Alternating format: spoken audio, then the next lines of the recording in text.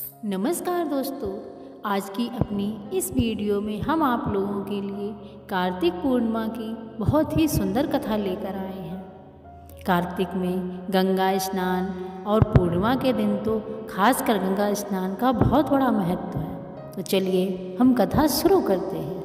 आज हम आपको 4 चिड़ियाओं की बहुत सुंदर कथा सुनाएंगे। एक पेड़ पर 4 चिड़ियाएँ एक साथ रहती थीं।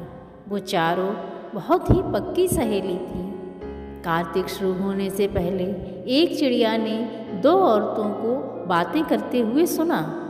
वह दोनों औरतें कार्तिक में गंगा स्नान, व्रत, दान और पुण्य की चर्चा कर रही थीं। चिड़िया को ये सब सुनकर बहुत ही अच्छा लगा।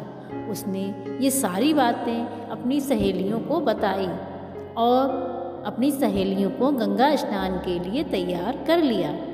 चारों चिड़ियाएँ उड़कर गंगा जी के किनारे एक पेड़ पर रहने लगीं। वह सुबह ही गंगा जी में डुबकी लगाती, पूजा करती, व्रत करती। इसी तरह पूरा कार्तिक का माह व्यतीत हो गया।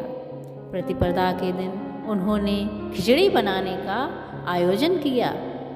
उन्होंने तेल, घी, चावल और दाल का भी इंतजाम करके खिचड़ी बनाई और गंगा नहाने चली गई।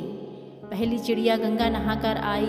उसे बहुत जोरों की भूख लगी थी। उसने आकर खिचड़ी की भाप पाई और सो गई। थोड़ी देर में दूसरी चिड़िया आई। उसे भी नहाकर बहुत जोर की भूख लगी थी। उसने खिचड़ी का पानी पिया और सो गई। फिर तीसरी चिड़िया आई। उसने भी खिचड़ी खा ली और वो भी सो गई। सबसे बाद में जो चौथी चिड़िया आई, उसने देखा कि ये तीनों तो खिचड़ी खाकर सो गई हैं। फिर उसने खिचड़ी की खुरचन खाई और वो भी सो गई। अगले दिन देवलोक से बहुत बड़ा तूफान आया और वो चारों चिड़ियाएँ मर गईं। अगले जन्म में जिस चिड़िया ने खिचड़ी का पानी पिया था, वह राजा के घर राजकुमारी बनी। और जिस चिड़िया ने खिचड़ी का पानी पिया था, उसने कुम्हार के घर जन्म लिया।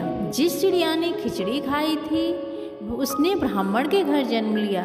और जिस चिड़िया ने खिचड़ी की खुरचन खाई थी, वह राजा के घर हथनी बनी। कुम्हार के घर जिस लड़की ने जन्म लिया था, वह राजा के यहाँ दासी बन गई और ब्राह्मण की बेटी राजकुमारी की सहेली बन गई। राजकुमारी को अपने पिछले जन्म की सारी बातें याद थीं।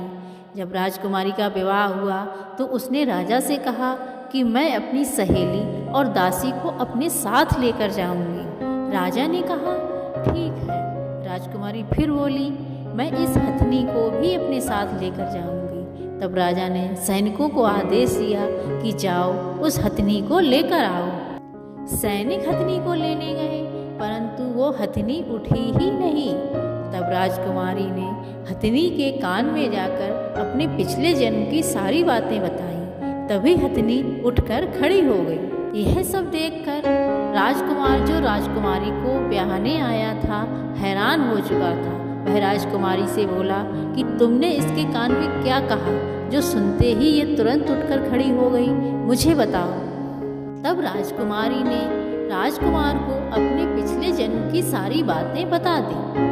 यह सुनकर राजकुमार बोला क्या कार्तिक स्नान करने का इतना बड़ा फल मिलता है कि चिड़िया को मनुष्य की योनि मिल जाए? तो इस वर्ष हम भी जोड़े से कार्तिक स्नान करेंगे और खूब दान पुण्य करेंगे।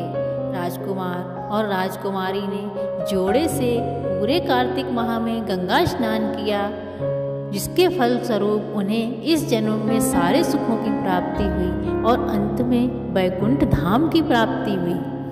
हे ठाकुर जी महाराज, जिस प्रकार आपने राजकुमार और राजकुमारी को वैकुंठ धाम में निवास दिया, उसी प्रकार इस कथा को कहने और सुनने, हुंकारा भरने वाले सभी को अपने चरणों में स्थान देना। जय हो कार्तिक महाराज। दोस्तों, अगर आपको हमारा ये वीडियो अच्छा लगा हो तो प्लीज़ हमारे चैनल को लाइक और सब्सक्राइब अवश्य करें। धन्यवाद।